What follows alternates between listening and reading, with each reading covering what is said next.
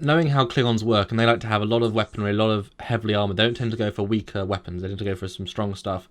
Given the fact they're in the bridge module, does that signify that they're weaker weapons, more of a point defense system, or because they are linked to the bridge, or the bridge module, therefore all the power is running through a ship? Just because they're small cannons, do you still think they're as capable as, maybe not the big cannons, but would you say they're on par with a disruptor cannon of another ship, or are they much smaller and therefore weaker, or is it size matters not sort of thing? Do you think for the whole range of armaments for this ship? Hmm. Yeah, you got your big guns towards the back and the smaller ones up front. And it was kind of an interesting point you made on that.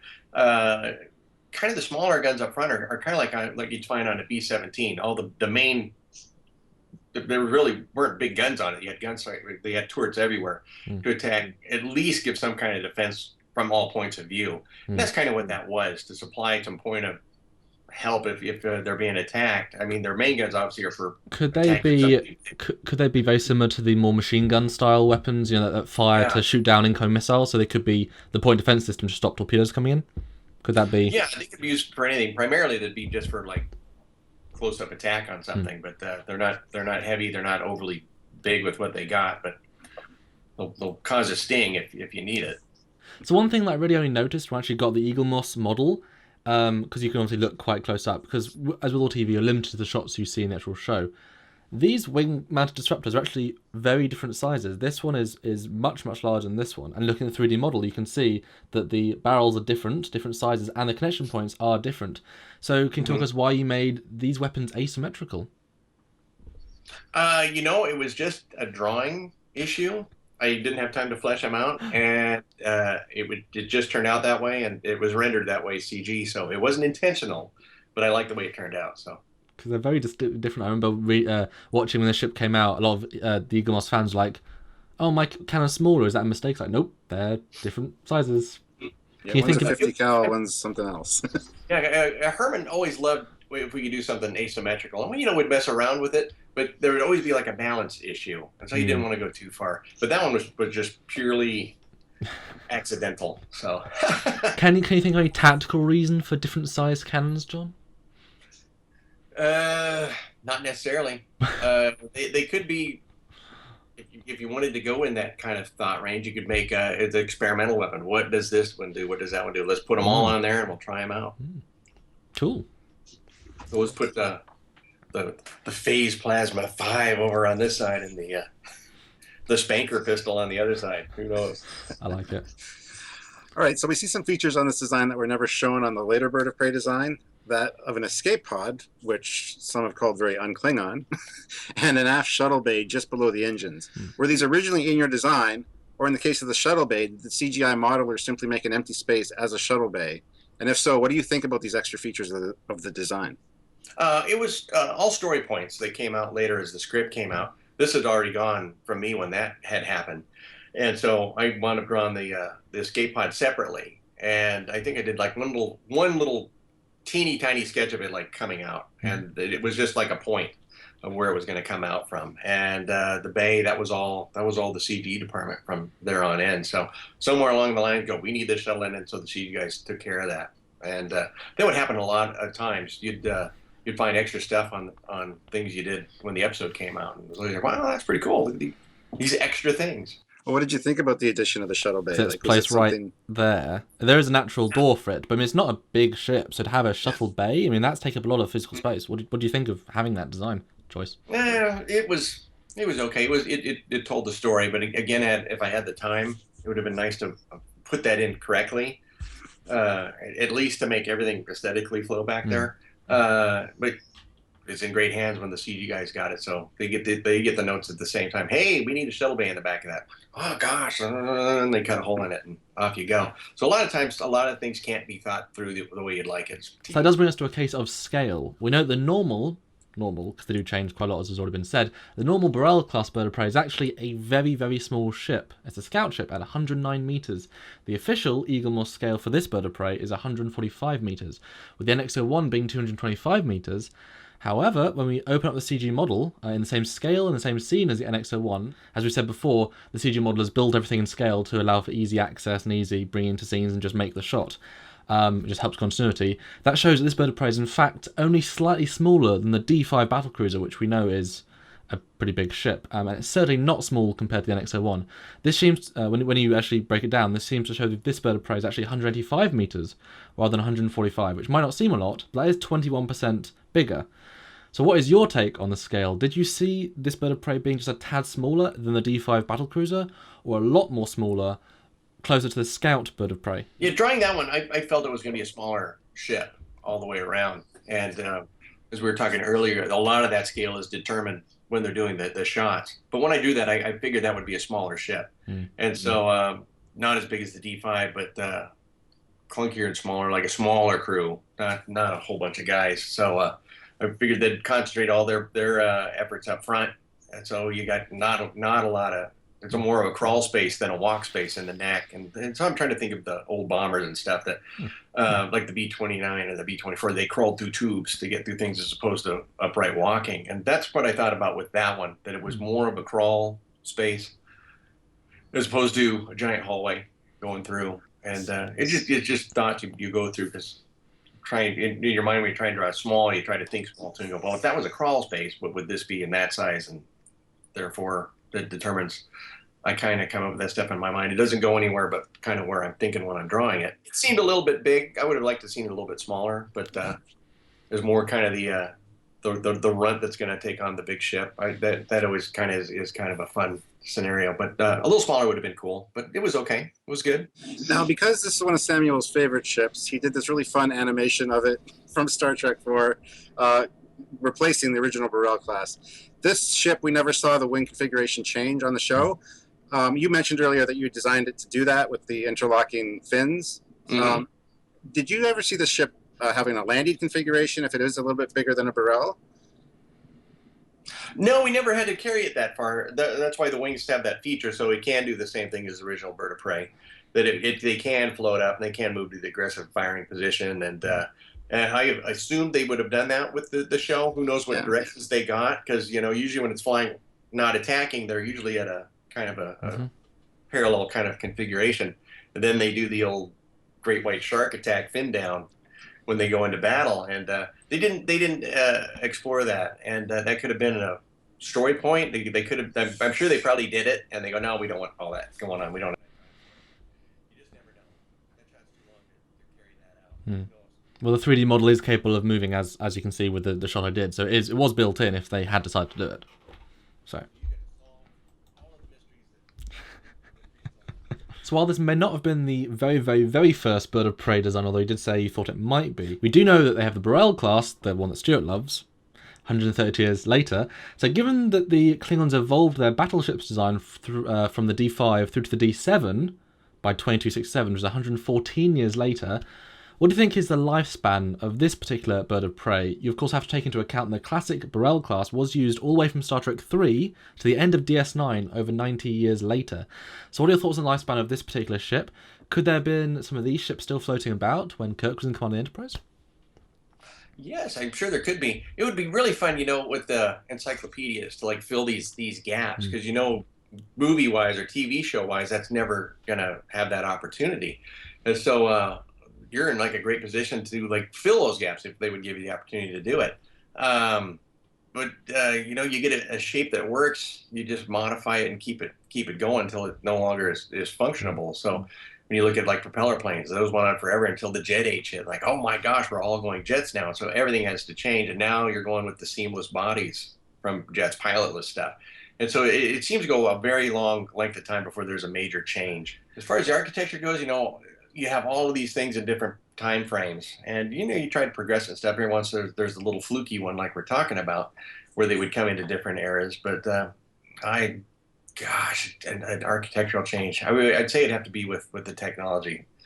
So the bird of prey, when they start the cloaking stuff, that's a whole departure from Jeffries. That might be the shape that you need for it at that time when they're designing it, if it was for real.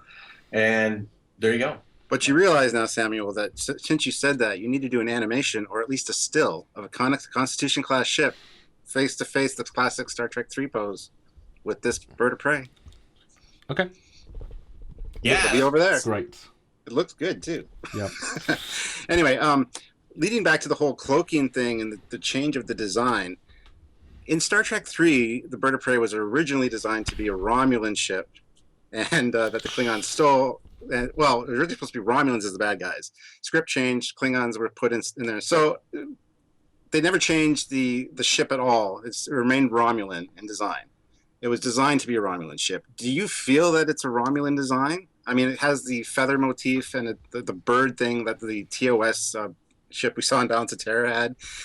And later we see the TNG Dederadex has the same green color. What is your take on that? What is your take? Is it a Romulan design, or was it truly a Klingon design, or maybe one that they acquired during their technological exchange? Well, there's a lot behind that. When I saw Star Trek 3 and they go, it's a Bird of Prey, I'm going, isn't that Romulan? And that puzzled me forever.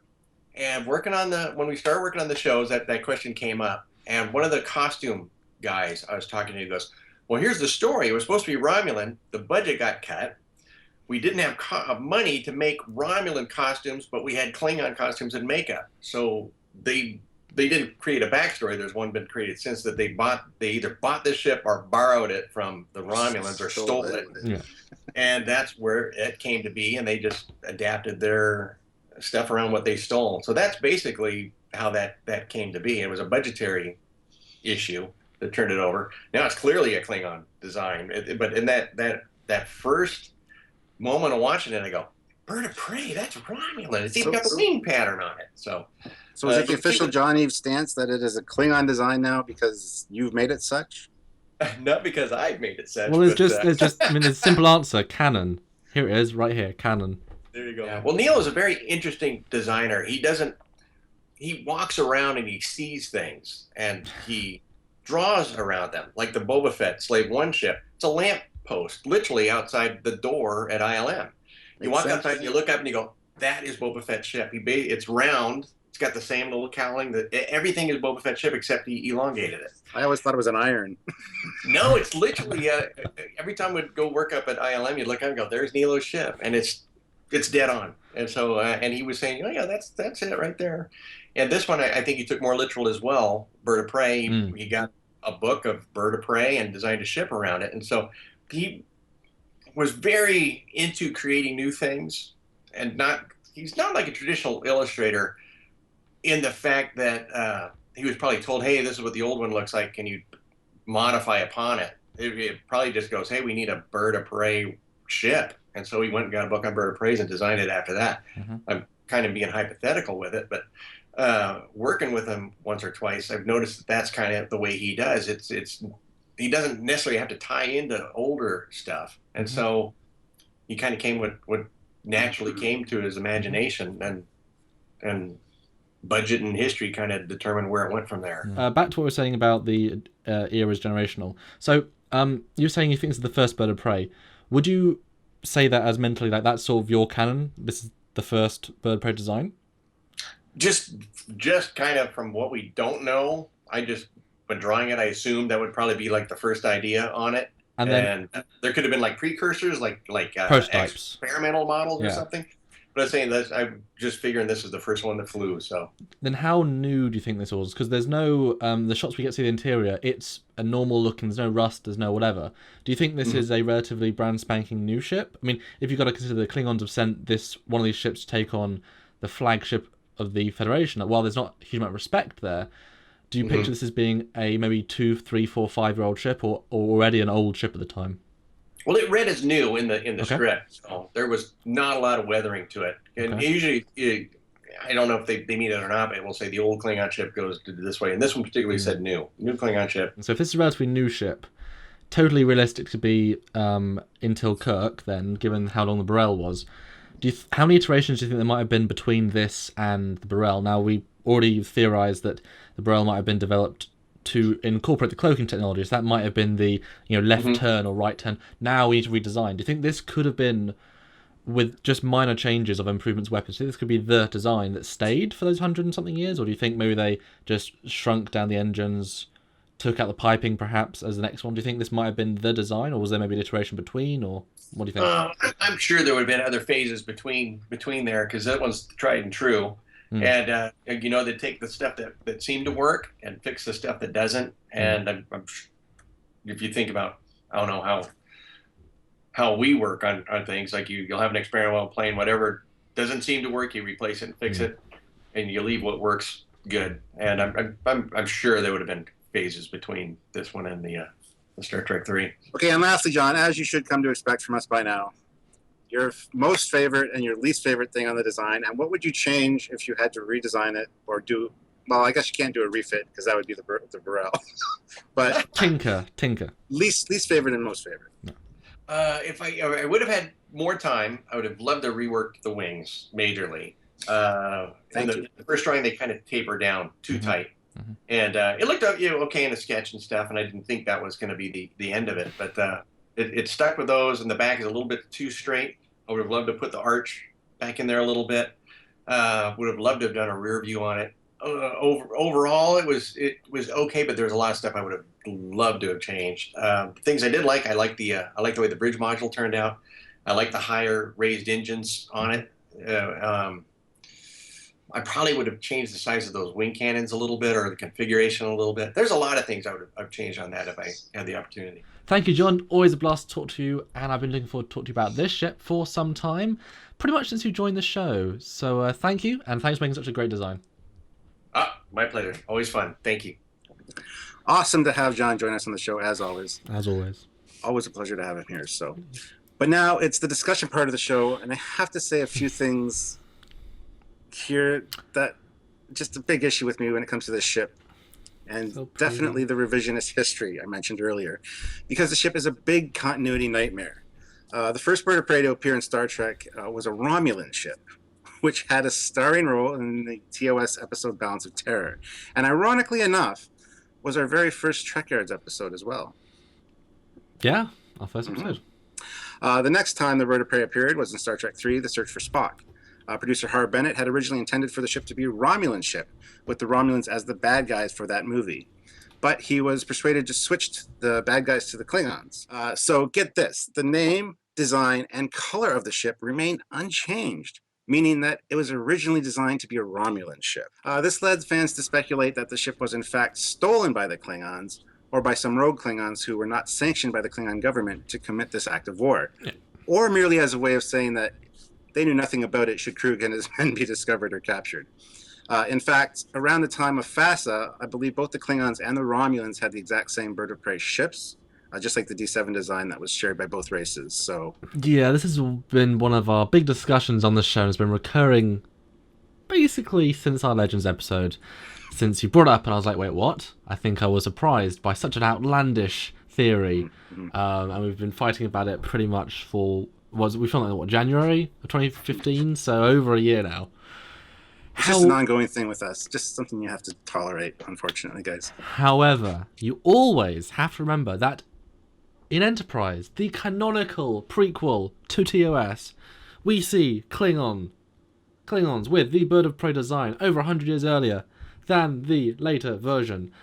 We have no idea if they've even had contact with the Romulans up to this point, and even if they did, it would be fleeting if what we saw in Minefield was any indication. That means I think it's safe to say that both species use the phrase bird of prey separately.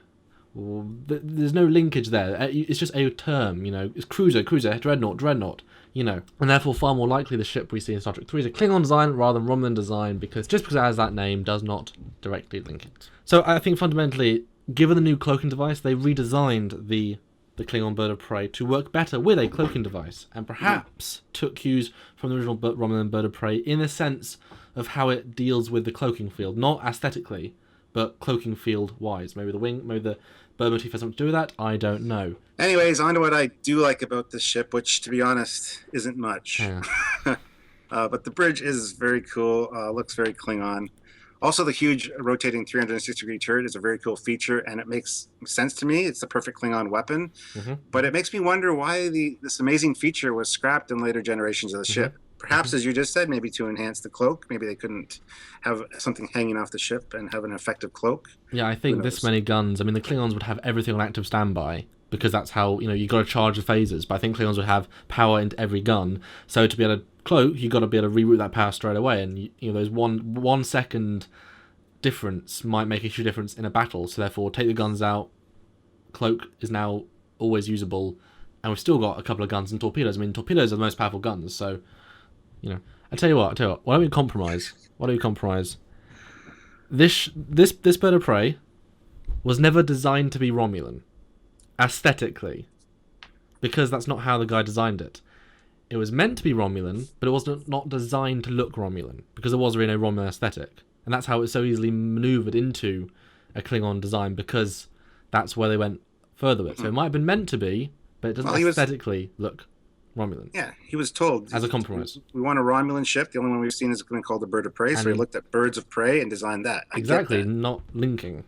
I get it. 100% I get it. But if you grew up in the Fassiverse, no, sir. Anyway. Well, I just grew up in the Canonverse. Mm-hmm. What I like? I like the fact that this was such a difficult task. Reimagining a retro version of one of the most definitive Trek ships.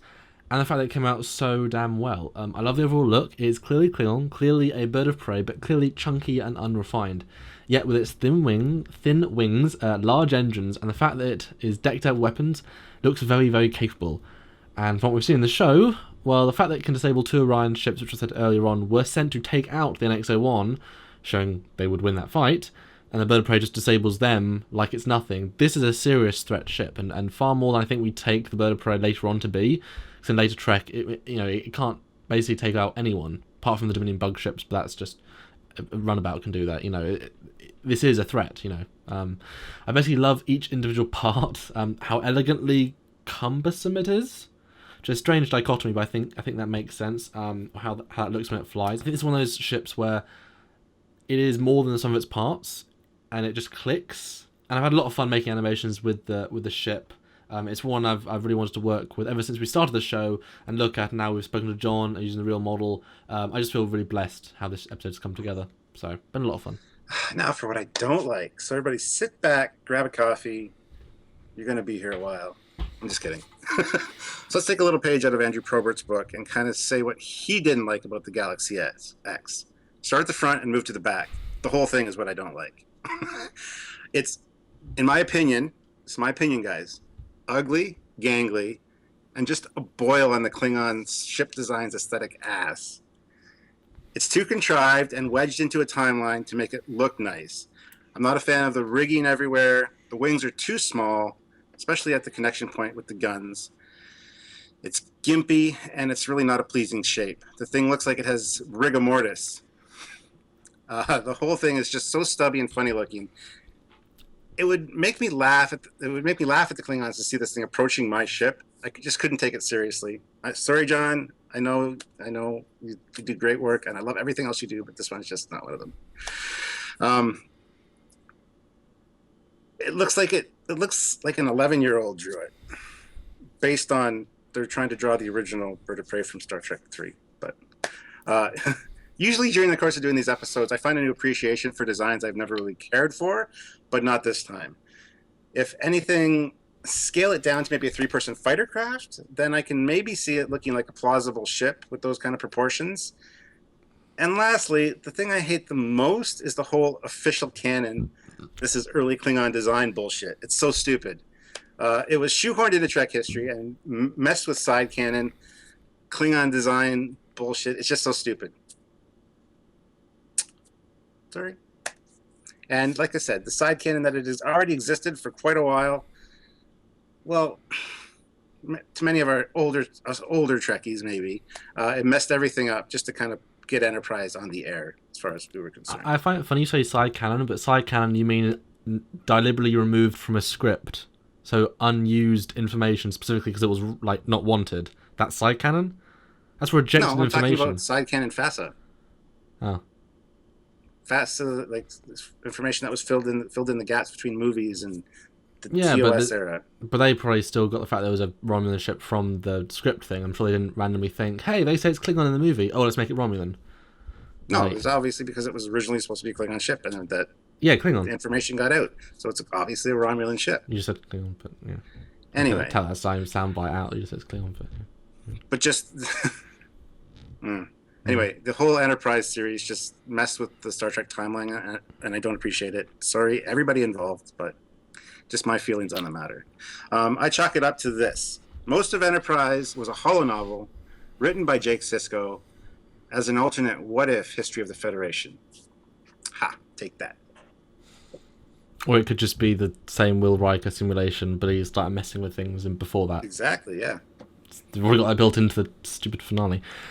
On to what I don't like. I don't like the guns aren't symmetrical. It looks fine most of the time, but when you look closely, I think we've done better with symmetrical guns. Now that you've pointed it out, I do think that the wings are a little bit too thin at the bottom, and while I do think it gives a really interesting design style, yeah, they should have been bulked out a bit. But even John said if he had the opportunity, he would have done that. And the things I don't like about it are the things that he would have changed. So, which is absolutely fine. Makes sense. Yeah. That's the refit. Like I said, this is the first version.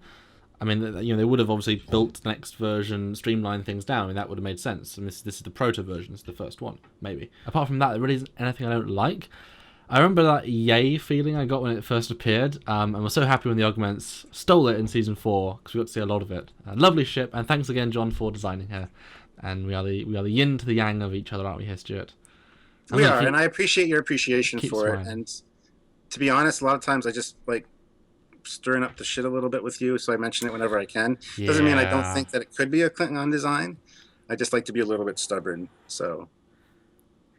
And we have people on both sides of this argument, people that agree with me, people that agree with you. So we're both going to get screamed at in the comments section, which makes me cry a lot of the time. But anyway. Even though this isn't one of my favorite ships, it does make for a great episode, as there's just so much to discuss. Anyway, guys, please like this video and subscribe to the channel, and we both very much look forward to hearing your thoughts on this matter. Until next time, I'm Captain Foley. And I'm Commander Coggins. And we are cloaking our way into a fade-out. Bye, guys. Wait, but this ship doesn't have a cloak. Oh, then let's just go grab some gach. Yeah, sounds good. All right, bye, guys. Bye.